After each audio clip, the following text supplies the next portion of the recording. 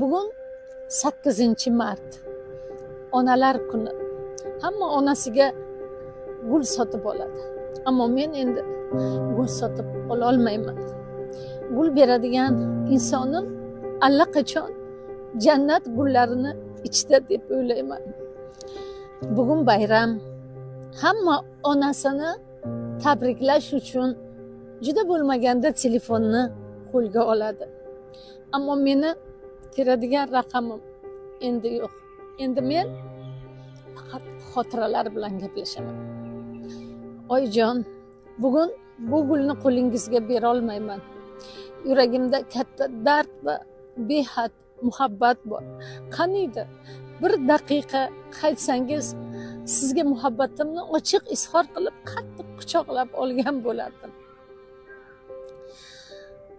Oyijon, siz juda ham qiyin bo'ladi.